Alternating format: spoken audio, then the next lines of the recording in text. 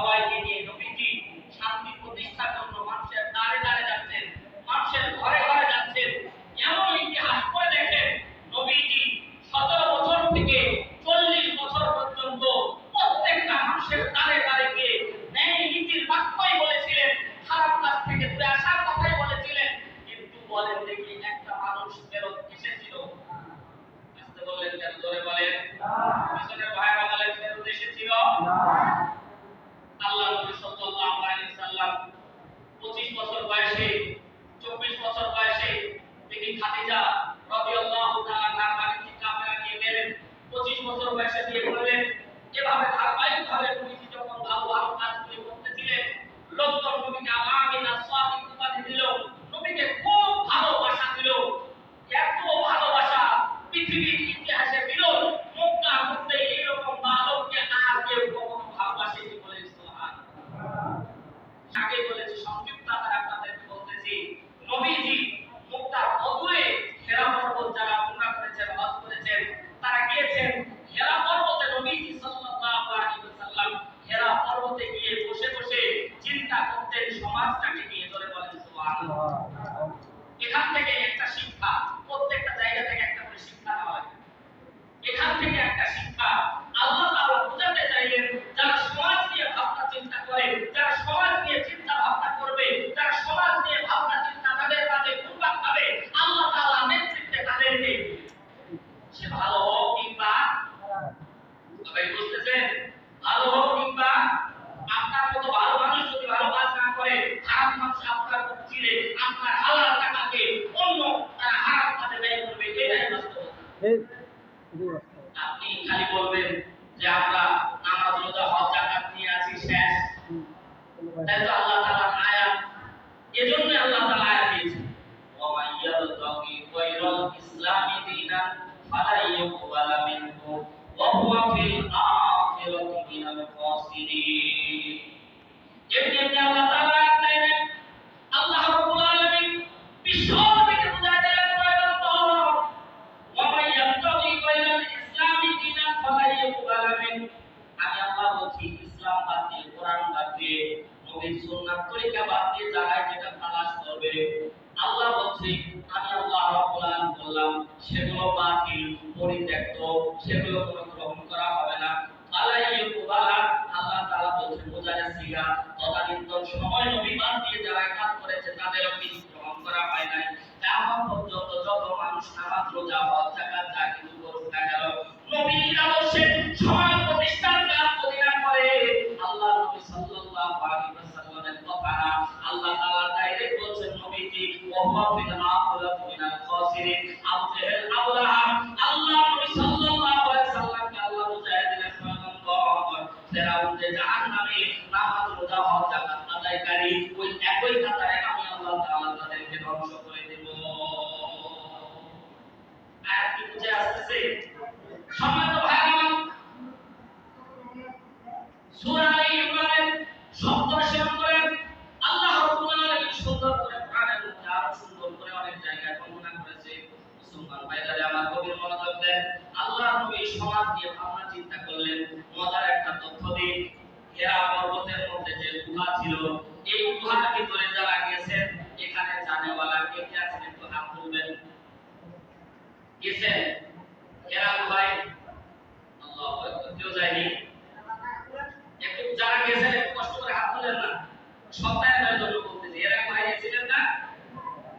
জানি ভিতরে হেরা গুহার ভিতরে গেছিলেন তো? যায়নি। উঠেনি, অনেকে আনসিয়া তো উঠে না। আল্লাহু আকবার। সে জায়গায় না গেলে মনের তৃপ্তিটা আসলে মিটে না। তাহলে যারা যাবেন তাদেরকে বলতেছি, এবার দেখেন আমার দিকে তাকান। হেরা গুহার ভিতরে যে জায়গায় রাসূল ওহী নাযিল হয়েছিল, ওই জায়গায় একটা ছিদ্র আছে। কি আছে বলেন তো? ছিদ্র আছে। ওই ছিদ্র দিয়ে তদানীন্তন সময় ওই জায়গায় বসে কাবা শরীফ দেখা যেত। বলি না সুবহানাল্লাহ। এখন তো বড় বড় বিল্ডিং হয়েছে, এখন দেখার সুযোগ নাই। আল্লাহ নবী ওই জায়গায়, আমরা কিন্তু হুজুরেরাও বলে থাকি নবীজি হেরা গুহায় ধ্যানমগ্ন হতো। এটা কিন্তু নবীর সাথে একটা বেয়াদবি আমি মনে করি। নবী ধ্যানমগ্ন ছিল না ভাই। নবীজি সাল্লাল্লাহু আলাইহি ওয়াসাল্লাম ধ্যানমগ্ন ছিল না। নবীজি কাবার দিকে তাকাতো আর বলতো, এই আল্লাহর মালিক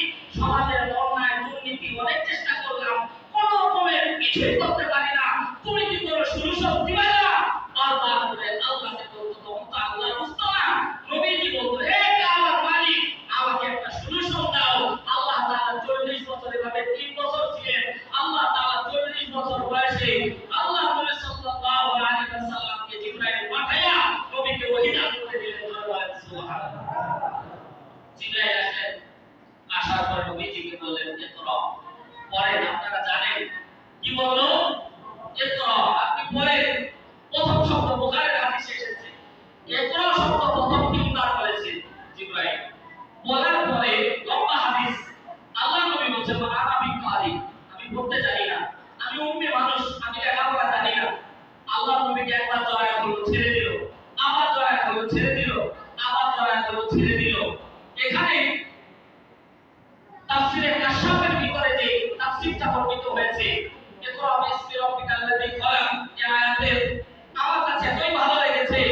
তিনি বলেছেন আল্লাহ নবীকে ইকরা বলার পরে আল্লাহ নবী কেন বলেননি, কেন বারবার বলেননি, তার এক নাম্বার কারণ হলো আল্লাহ নবী চিন্তা করলো এই সমাজের ভিতরে আবু জেহেল অনেক বড় শিক্ষিত। আবু জেহেল সেই সময় তো তাকে আবুল হাকাম বলা, আবুল হেকাম, আবুল হাকাম, যাই হোক, জ্ঞানের পিতা বলা হতো আবু জেহেলকে, জ্ঞানের পরিধি অনেক। মক্কা লোকেরা মানুষের পায়ের ছাপ থেকে বলে দিত, তাহলে তারা কত জ্ঞানী বিচক্ষণ ছিল। এরকম অনেক জ্ঞানী জ্ঞানী লোক আল্লাহ বলছেন অনেকটা কোন পড়া পাঠ করবো, যে পড়া পড়লে সমাজ পরিবর্তন হয় না, যে পড়া পড়লে সমাজের দুর্নীতি মুক্ত হয় না, যে পড়া পড়লে সমাজের ভিতর জেনা হবে না, যে পড়া পড়লে নিজের মা ধর্ষণ হয়, যে পড়া পড়লে নিজের বোনকে ধর্ষণ করে, ওই পড়া আমি পড়তে চাই না। এজন্য বারবার বলছি আমি পড়তে জানি না, আমি পড়বো না ওই পড়া, যে পড়া সমাজ পরিবর্তন করে না।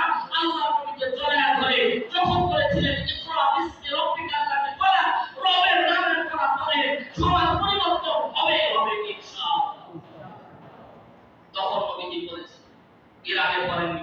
তার মানে এই জায়গা থেকে একটা শিক্ষা হচ্ছে আল্লাহর নামের পড়া যারা পড়ে না, এই সমাজের ভিতর তারা একটা অমেরুদণ্ডহীন একটা প্রাণী, যারা বৃদ্ধ বয়সে মা বাবাকে বৃদ্ধাশ্রমে রেখে আসতে ভুলঠিত করে না। কথা ধরে বলেন ঠিক কি? এজন্য কিসের পড়া পড়া লাগবে? ওহীর পড়া। বিসমি রাব্বিকাল্লাযী খলাক, মালিক যেটা আপনাকে পড়ার জন্য বলেছে ওটা পড়তে হবে।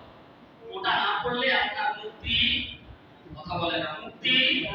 আপনার সন্তানকে ব্যারিস্টার বানিয়েছেন, ইঞ্জিনিয়ার বানিয়েছেন, ডাক্তার বানিয়েছেন, সব বানিয়েছেন, ওয়াল্লাহি ইসলাম শিক্ষা যদি না দেন, কোরআনের শিক্ষা যদি না দেন, ওহীর শিক্ষা যদি না দেন, আল্লাহর কসম করে বলি এই সন্তান গলা ধাক্কা দিয়ে আপনাকে বাড়ি থেকে বের করে দিবে। তার হাজারো বাস্তব প্রমাণ আপনাদের কাছেই আছে। কিছুদিন আগে সন্তান নাকি বুয়েটের টিচার, সন্তান নাকি বিদেশে থাকে, কোটি কোটি টাকার চার সন্তান, মা 7 দিন আগে মারা গেছে, সন্তান জানেও না। কথা বলেন না কেন, ঠিক না? এরকম পচে মারা লাগে। আল্লাহ নবী সাল্লাল্লাহু আলাইহি সাল্লাম যখন আল্লাহ তাআলা বললেন ও পয়গম্বর, আমি রব মালিক তোমাকে নবুয়ত দান করলাম, সিল মোহর দিয়ে দিলাম, যা এই ওহী দিয়ে যা, মানুষের দ্বারে দ্বারে যাও, আর আপনাকে পিছপা হওয়া লাগবে না। সমাজটা পরিবর্তন যিনি করে দিয়েছিলেন বলে বলেন তিনি কে? আল্লাহ নবী ওহী পেলেন, এবার আল্লাহ নবী মানুষের দ্বারে চলে গেলেন। আল্লাহ নবী সাল্লাল্লাহু আলাইহি সাল্লাম সর্বপ্রথম আবু মিসরিকে দাওয়াত দিলেন, বলেন সুবহানাল্লাহ। আমরা এমন পুরুষ মানুষ, আমার ঘরের বউ নামাজ পড়ে না। কথা বলেন না ভাই, কথা বলেন, কথা বলেন। বলছে হুজুর লজ্জার কথা শুনে বললে বিপদ, এজন্য অনেকে চুপ আছেন। ঘরের বউ নামাজ পড়ে না। আমাদের এই সমাজের অনেক বড় বড় নেতা কর্মী আছে যারা বাড়ির মধ্যে সন্তান দেখবেন যে ইসলামের সাথে যুক্ত নাই, দেখবেন বিবি ইসলামের সাথে যুক্ত নাই, বেপরদায় ঘুরে বেড়ায়। বলেন এরকম হাজারো বউ আছে না নাই? তুমি প্রথম দাওয়াত দিলেন আম্মাজান খাদিজাতুল কুবরা রাদিয়াল্লাহু তাআলা আনহাকে। আল্লাহর নবীর সাথে সাথে আল্লাহর নবীর হাতে হাত রেখে, আল্লাহর নবীর হাতে হাত রেখে কালিমা পড়ে মুসলমান গ্রহণ করে নিলেন। এমন এক আদর্শ আপনি বাস্তবায়ন করতে যাচ্ছেন, নিজের বউকে বলতে লজ্জা লাগে। হ্যাঁ, নিজের বউ